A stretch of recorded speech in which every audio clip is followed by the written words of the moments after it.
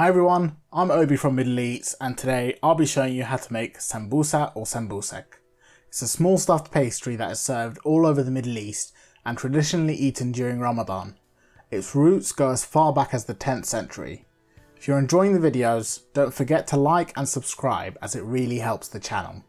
Today I'll be showing you how to make the perfect sambusa pastry along with 3 traditional fillings: meat, spinach and cheese. This recipe will make around 30 to 40 large sambousek, so let's get started. For the pastry dough you'll need 3.5 cups of all-purpose flour, half a cup of vegetable oil, 1 cup of water and 1 teaspoon of salt. For the cheese filling you'll need 250 grams of Akkawi or Halloumi cheese, 100 grams of shredded mozzarella, but not the fresh kind, and then an optional 50 grams of cream cheese. You'll also need 2 teaspoons of dried mint and 1 teaspoon of nigella seeds. For the spinach filling you'll need 250 grams of spinach, half a medium onion, 2 teaspoons of sumac, 1 teaspoon of salt, half a teaspoon of pepper, half a teaspoon of paprika, and a pinch of cayenne pepper. You'll also need a tablespoon of pine nuts, a tablespoon of lemon juice, a tablespoon of olive oil, and a tablespoon of pomegranate molasses. For the meat filling you'll need 250 grams of minced beef, half of a medium onion, 1 clove of garlic, 1 tablespoon of pine nuts, half a teaspoon of salt, a quarter of a teaspoon of pepper, and a pinch of nutmeg. You'll also need some oil for frying your sambousek. So to make the dough I recommend using a stand mixer, though if you don't have one you can still do it by hand. The instructions are still the same. Place your flour in the bowl of your mixer with the standard beater attachment on the machine. Then add your teaspoon of salt. Mix it briefly till the salt is evenly distributed, then pour in your half cup of oil. Mix the flour and oil together until the flour is slightly moist and resembles wet sand.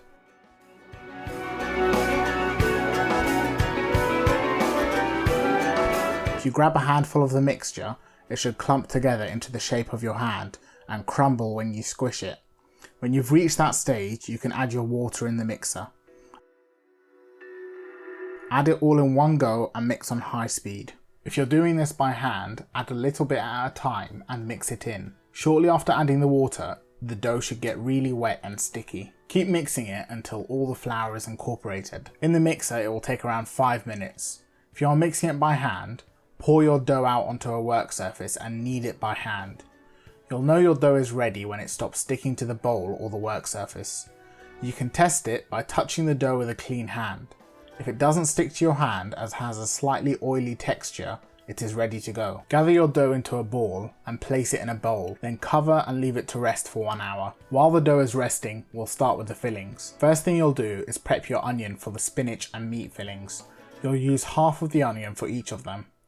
For the spinach filling, cut half of the onion into strips as thin as you can.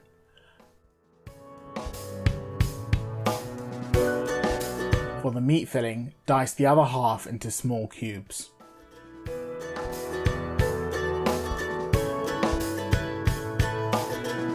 Add the thinly sliced onions to a small bowl. Then pour in the teaspoon of salt for the spinach filling. Give them a good mix till the salt is well incorporated. This will draw out any excess liquid from the onions and will cure them so they don't taste raw. Next, fill a small bowl with water and place your Akkawi or Halloumi cheese in the water for at least half an hour. Next, you're going to toast the pine nuts so that they have a nice and nutty flavour. Place a small pot or pan on the cooker over a medium heat and add the pine nuts for the spinach and meat fillings to it. Cook them for about a minute or 2 total, shaking them every 30 seconds until they are evenly browned and have a nutty aroma. Next, it's time to cook the beef. Add a tablespoon of vegetable oil to a pan on high heat and mince the clove of garlic into it. Then add the diced onions. Give it a quick mix and let it sit for a few minutes until the onions turn translucent. Next, add your salt, pepper and nutmeg to the onions. Give it a quick stir, then push to one side. Add your minced beef to the empty half of the pan, pressing it down to achieve as much contact between the beef and pan as possible. Let it cook for a few more minutes until it has browned on the bottom, then flip it over. Use a wooden spoon or spatula to then break the minced beef up into small pieces and mix in the onions. Let it cook for 3 to 5 more minutes and then add in half of your toasted pine nuts and mix well. Then set it aside in a bowl to cool. Prepare your spinach by giving it a thorough wash. Then place it in a pan over a high heat to cook through and wilt. It should shrink significantly and you will only be left with a handful or two. Once it has cooked, place it in a strainer as you want to drain any excess liquid that is stuck inside it. Give it a squeeze in the strainer or with your hands and you should get a good amount of water out of it. Leave it to drain over a bowl and do the same thing with your onions from earlier. Place the cured onions in a small sieve and squeeze to remove any excess liquid. Then add your onions to a clean bowl. To your onions, add the 2 teaspoons of sumac, half teaspoon of paprika, half teaspoon of pepper and your pinch of cayenne. Follow that up with a tablespoon of lemon juice, the pomegranate molasses and the olive oil. When you've added it all to the bowl, mix the onions so they are well coated. Next, add your drained spinach to the bowl and try to incorporate all of the liquid and onions into the spinach. Finally, add your remaining pine nuts to the mixture and combine them until evenly distributed. Remove your Akkawi or Halloumi from the bowl and discard the water it was in. Then dry the cheese. You need to shred it now. This will help it melt easily and get an even texture for the cheese mixture. Shred the whole block and place it in a large mixing bowl. Add your grated mozzarella to the bowl along with your dried mint and nigella seeds. Then add the cream cheese. Use a spatula to mix it all together into a rough paste. You should be able to spread the mixture. Add more cream cheese if needed till it has this texture. So these are the 3 fillings we've prepared. Now that the dough has rested, we can start preparing the sambusa. Grab your dough out of the bowl it was resting in and place it on a work surface and cut it in half and then half again.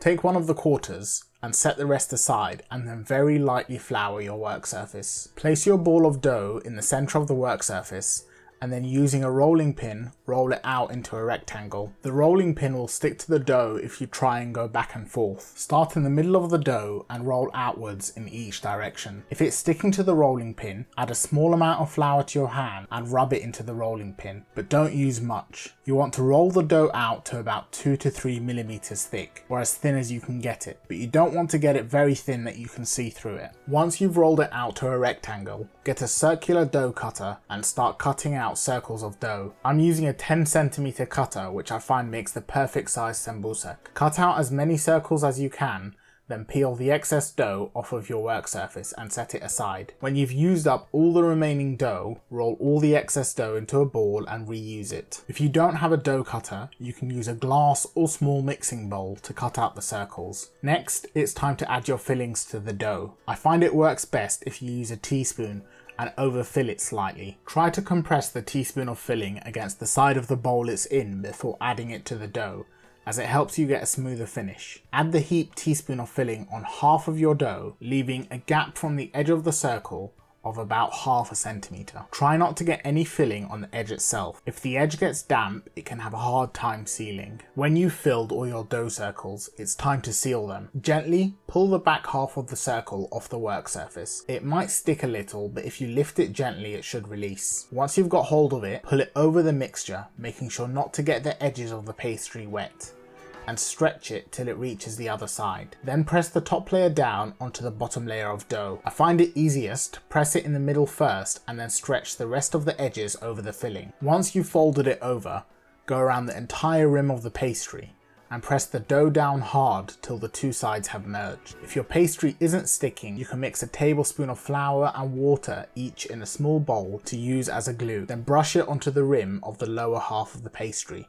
before pressing them together. Be gentle when folding your pastries, as you don't want any holes in them. Don't stretch the dough too thin, as it can tear when cooking. Once you've sealed your pastries, it's time to crimp the edges. This will do 2 things. It'll give a nice decorative edge to the dough, and it will act as a second seal, so your pastries won't open when frying. Gently peel one of your sealed pastries off of the work surface and hold it in your hand. Starting at one edge of the pastry, fold the edge inwards and press it onto the dough. Move slightly along the edge of the pastry and pull the underside of the rim slightly Then fold it over to the top. Keep doing this, moving slightly along the pastry each time until you have reached the other end. When you reach the end, tuck it around to the back of the pastry. This will leave a braided pattern along the edge of each pastry. Place each prepared sambousek onto a sheet of greaseproof paper or wax paper until you have used up all of the dough. When ready to cook, prepare a frying pan with enough frying oil for the pastries to float. Although it may look like a lot of oil, if the sambousek is well sealed, it won't absorb much. Heat the oil to a high heat, then place a pastry in to fry. Once the oil starts bubbling, turn it down to a medium-high heat.